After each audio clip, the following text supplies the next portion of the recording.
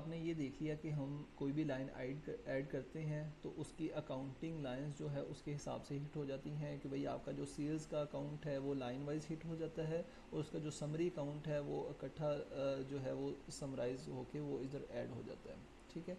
मगर इसके साथ साथ कुछ और कोड भी आ रहे हैं, जिस तरह से ये के पास और CGS का आ रहा है, इसी तरह से स्टॉक आ रहा है और उसके साथ आपका CGS आ रहा है। अब ये कोड कहाँ से आ रहे हैं, ये अकाउंटिंग लाइन कहाँ से आ रही है, क्योंकि अभी तक हमने ये ट्रिगर में देखा है, ट्रिगर में इसकी एंट्रीज मौजूद नहीं है, ठीक है। ये सारा आपने गो थ्रू कर लिया कि इसमें ये एंट्री जो है वो टू द पॉइंट सेल्स की और आपकी रिसीवेबल की एंट्री है, स्टॉक की और CGS की एंट्री नहीं है। अब इसका आंसर ये है कि आपको इसके लिए इन्वेंट्री डिटेल का आइडिया होना ज़रूरी है। जैसे ही आपने ये इनवाइस बनाई है तो इसकी इन दोनों लाइंस की एंट्री आपकी इन्वेंट्री डिटेल के टेबल में भी गई है, ठीक है। तो इन्वेंट्री डिटेल के टेबल में गई है तो इसका डेफिनेटली उसका रेट जो है, जो एवरी रेट बनता है वो भी आपका इन्वेंट्री डिटेल में ही जाता है, ठीक हो गया। तो इन्वेंट्री डिटेल्स में जब कोई एंट्री जाती है तो इन्वेंट्री डिटेल इनकी अकाउंटिंग ट्रिगर, ठीक है। तो जब भी हम कोई सेल करते हैं तो सेल करते वक्त हम दो तरह के इम्पैक्ट आते हैं। एक तो आपका इम्पैक्ट आता है लाइक सेल्स टू रिसीवेबल, ठीक है, और दूसरा इम्पैक्ट आता है आपका स्टॉक टू CGS, ठीक है, कि CGS जो है वो आपका डेबिट हो रहा है, तो ये इम्पैक्ट आता है। अब जो इम्पैक्ट आपके इन्वेंट्री के रिलेटेड हैं, स्टॉक के रिलेटेड हैं, उनके ट्रिगर कॉल करता है ट्रांजैक्शन इन्वेंट्री डिटेल का टेबल, ठीक है। फॉर एग्जांपल मैं इधर जाता हूँ ट्रांजैक्शन इन्वेंट्री डिटेल, तो जैसे ही मेरे पास एंट्री ट्रांजैक्शन लाइन में क्रिएट होगी तो वो मेरे पास इस टेबल में आएगी, ठीक है, ट्रांजैक्शन इन्वेंट्री डिटेल के टेबल में, और उसका डाटा इसमें आ जाएगा। और जैसे ही इसमें उसका डाटा आएगा तो फिर इसका क्रिएट का ट्रिगर फर्दर आगे मूव कर देगा।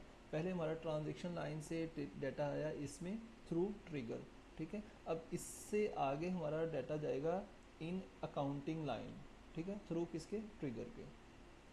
हम इधर ट्रिगर पे जाते हैं और फर्दर हम इसको जाते हैं इनवॉइस।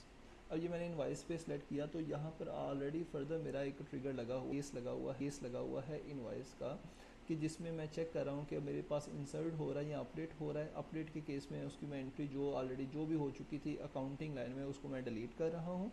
और अब मैं इसकी अब देखिए, अब फिर मैं इसके अकाउंट गेट कर रहा हूँ कि क्योंकि ये अब जो आपका कोड चलेगा ये आपका लाइन वाइज चलेगा, एक लाइन के अगेंस्ट, एक ट्रांजैक्शन लाइन के अगेंस्ट एक एंट्री आपकी इन्वेंट्री डिटेल में जाएगी, और एक इन्वेंट्री डिटेल के अगेंस्ट अब एंट्री, अगर आपकी एंट्री अब करने लगा है तो उस आइटम के अगेंस्ट वो देखेगा उसका एसेट कोड, एक्सपेंस कोड कौन सा है।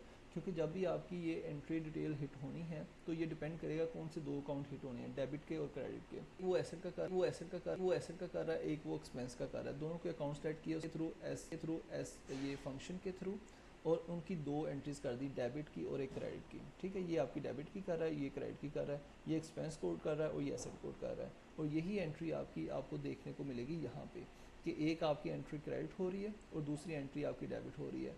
एक एंट्री आपकी क्रेडिट हो रही है, दूसरी एंट्री आपकी डेबिट हो रही है। दो लाइन्स है और दो लाइन्स के अगेंस्ट उसकी चार लाइन्स इधर आ रही हैं। तो अकाउंटिंग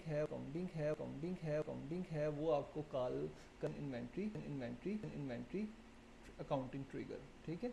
अब ये जीरो वैल्यू आ रही है आपकी, ये जीरो क्यों आ रही है, किसके ऊपर डिपेंड कर रही है, क्योंकि आपके पास टेबल होगा ट्रांजैक्शन इन्वेंट्री डिटेल का टेबल, उसमें उसकी वैल्यू जीरो होगी, ठीक है। तो उसको अब आपको ट्रेसिबिलिटी मिलनी चाहिए कि अगर आप वैल्यू यहाँ पर वैल्यू आई क्यों नहीं आई, तो आप सिंपल क्यूरी करेंगे इस ट्रांजैक्शन लाइन के अगेन ट्रांजैक्शन इन्वेंट्री डिटेल में, और इन्वेंट्री डिटेल में आप देखेंगे कि उसकी अमाउंट क्या है। जीरो होगा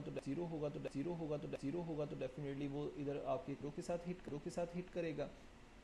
और अगर उसमें रेट कम आ रहा है, ज़्यादा आ रहा है तो आप वेरीफाई कर सकते हैं। अब वो वेरीफाई कैसे करना है उसके लिए भी मैंने आपको बता दिया है कि उसका फार्मूला है old average rate, new average rate, actual average rate.